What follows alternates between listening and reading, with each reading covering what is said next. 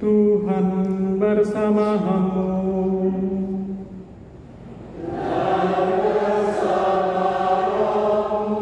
Inilah Injil suci menurut Santo Yohanes.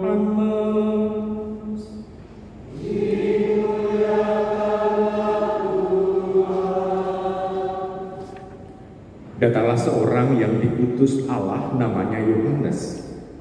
Ia datang sebagai saksi untuk bersaksi tentang cahaya itu, supaya melalui dia semua orang menjadi percaya.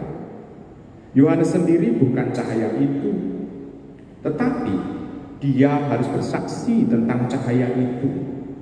Inilah kesaksian Yohanes ketika orang Yahudi dari Yerusalem mengutus kepadanya beberapa imam dan orang-orang Lewi untuk menanyai dia, "Siapakah engkau?" Yohanes mengaku dan tidak berdusta, katanya, "Aku bukan Mesias."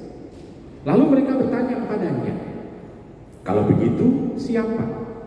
Apakah engkau Elia?" Yohanes menjawab, "Bukan." "Engkaukah nabi yang akan datang?" Ia pun menjawab, "Bukan." Karena itu, kata mereka kepadanya, "Siapakah engkau? Sebab kami harus memberi jawaban kepada mereka yang mengutus kami. Apakah katamu tentang dirimu sendiri?" Jawab Yohanes, "Akulah suara orang yang berseru-seru di padang gurun, luruskanlah jalan Tuhan, seperti yang telah dikatakan Nabi Yesaya." Di antara orang-orang yang diutus itu ada beberapa orang Farisi.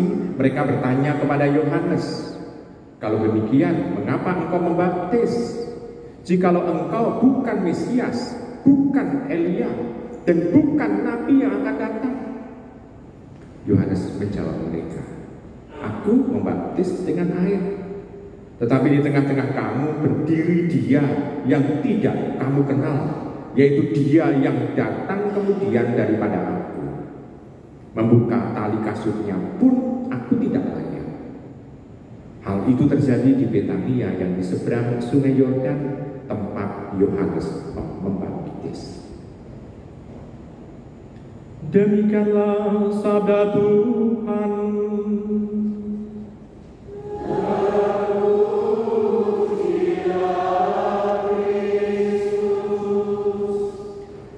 Ibu, bapak, saudari, saudara terkasih dalam Tuhan, kita mendengarkan kesaksian Yohanes tentang siapa yang dinanti, siapa yang ditunggu.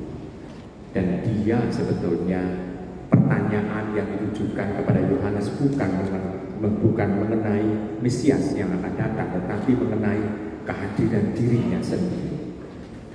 Sebetulnya Yohanes mempunyai kesempatan untuk memviralkan dirinya, karena banyak orang yang minta dibaptis. Lalu juga para pengurus bait Allah dari Yerusalem juga hadir di depan dia. Dia bisa saja mengatakan ya, gitu, sehingga dia menjadi viral. Tetapi dia orang yang lurus hati. Sungguh dia orang yang jujur. Dan dia tahu apa yang diperbuat. Bahwa dia hanya menyiapkan orang-orang supaya orang-orang bisa menangkap kehadiran Sang Mesias. Nah, sekarang pertanyaannya, kenapa ke orang harus dipersiapkan terlebih dahulu supaya dia itu bisa menangkap kehadiran Sang Mesias? Kenapa harus dipersiapkan? Bukankah Mesias tinggal datang saja mewartakan bahwa dirinya adalah Mesias? Sudah cukup. Kenapa harus dipersiapkan?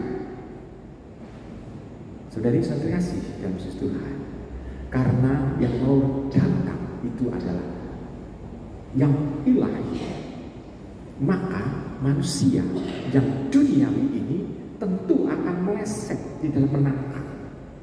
Maka perlu dipersiapkan, karena yang datang itu adalah Dia yang dari atas.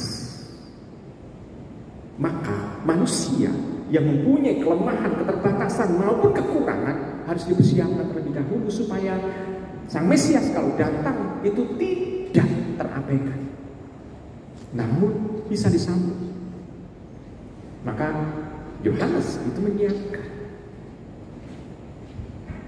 Ibu, bapak, saudara terkasih dalam Tuhan, menyiapkannya dengan cara apa? Dia menyiapkannya dengan cara membaptis. membaptisnya pun itu supaya orang itu bisa merasakan kesucian, yakni penghapusan dosa. Karena dosa, tapi belum penebusan. Pada penghapusan dosa untuk menyiapkan hati orang itu supaya dia bisa menangkap kehadiran Sang Mesias. Sekarang pertanyaannya di sini, kalau dia mempersiapkan, kita pun itu sudah berapa kali Advent itu menyiapkan diri, dan kita mendengarkan juga warta mengenai Yohanes Pembaptis. Namun apakah kita juga sudah menyiapkan secara serius mengenai kehadiran Sang Mesias di dalam hidup kita? Ini pertanyaan sendiri untuk diri kita. Sudah berapa Advent kita lalui?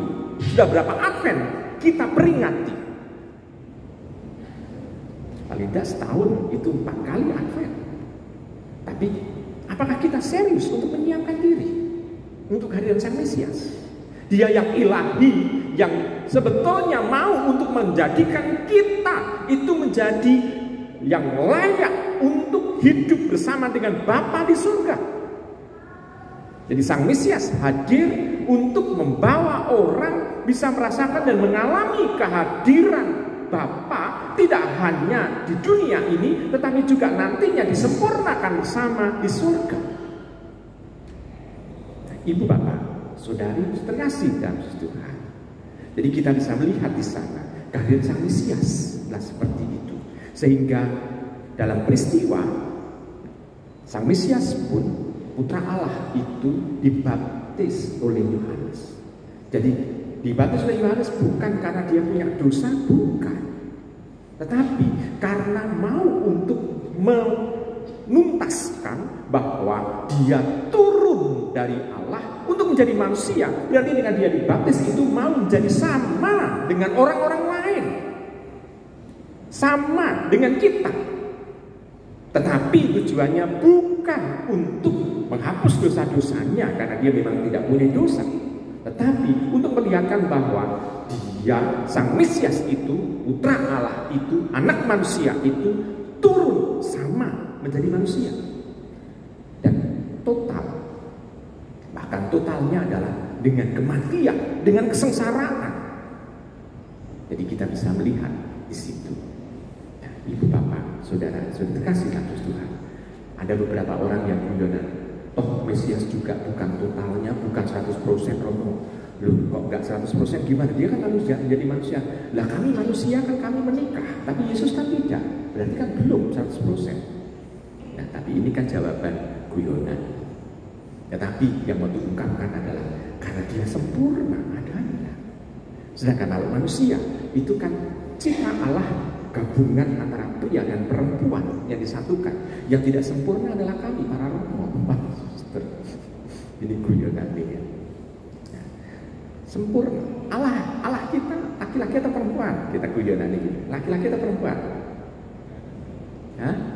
Tapi sebutannya Bapak, tapi punya aspek keibuan juga. Allah sempurna adanya, bukan laki-laki, bukan perempuan.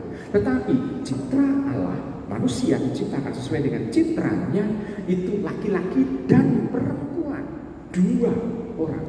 Dan kesatuan inilah yang di sana mau diungkapkan, adanya harus memperlihatkan pasangan suami istri, mereka yang bersatu sebagai suami istri harus memperlihatkan bagaimana Allah itu hidup.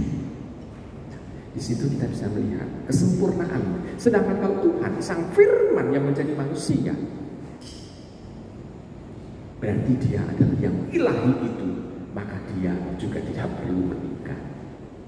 Untuk melihatkan kesempurnaannya juga seperti Bapa. Nah, Ibu, Bapak, Saudara terkasih. Sedangkan Yohanes pun dia juga tidak menikah, tetapi tujuan hidupnya jelas. Tujuannya adalah untuk menyiapkan banyak orang. Maka dia konsekuen, tanggung jawab perutusannya dilakukan sampai kematiannya menjemput dia. Jadi kita bisa melihat dia konsekuen. Nah, Ibu, Bapak, Saudara terkasih, kenapa Yohanes tidak istilahnya melakukan kesalahan yang sama dalam hidupnya. Dia fokus karena dia punya tujuan hidup. Sedangkan kalau kita selalu seringkali melakukan dosa yang sama terus-menerus, sehingga dalam pengakuan dosa kan dosanya itu saja. Karena apa? Karena kita seringkali lupa akan tujuan hidup, sehingga hidup kita hanya blunder, mubeng terus. Ya, seringkali saya menggunakan perumpamaan kan yang seringkali Anda dengar juga. Kalau kita jalan menuju ke misalnya ke Kendal gitu, tidak akan bisa jatuh atau masuk terperosok dalam lubang yang sama karena tujuannya jelas, ke Kendal. Jalan yang kita lalui hanya sekali, maka tidak akan bisa jatuh ke lubang yang sama. Tapi kalau kita lari-lari di simpang 5, muter simpang 5, bisa kita jatuh ke lubang yang sama, terperosok lubang yang sama. Karena apa? Karena nggak jelas, hanya mubeng, hanya muter. Kalaupun juga misalnya itu berhenti karena faktor capek, setelah itu meneruskan lagi, mubeng. Demikian juga dengan kita, kok kita bisa melakukan dosa yang sama karena kita diingatkan kalau ada dosa yang sama berarti tujuan hidup kita belum jelas. Nah, kalau sudah jelas, maka tampak bahwa kita mulai hati-hati. Kita tidak akan jatuh pada lubang yang sama. Nah, Ibu Bapak, Saudara terkasih, Yohanes konsekuen dia dalam tugas perutusannya. Yesus pun juga konsekuen.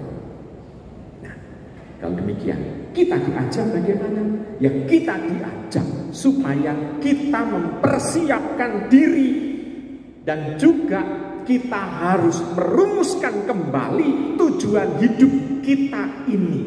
Hidup yang sekali ini mau mengarahkan diri kita mau kemana. Sehingga kita tanggung jawab dalam kita melangkah di dalam kehidupan ini. Nah, Ibu Bapak, Saudara, terkasih dalam Tuhan, saya percaya dan saya yakin bahwa panjenengan semua itu sudah tahu jalannya mau kemana. Karena sang terang sejati itu sudah menantikan kita. Sudah diperkenalkan oleh Yohanes, dialah sang terang sejati itu. Dan kita semua siap sedia kalau kita membuka hati kita masing-masing. Selamat merenung.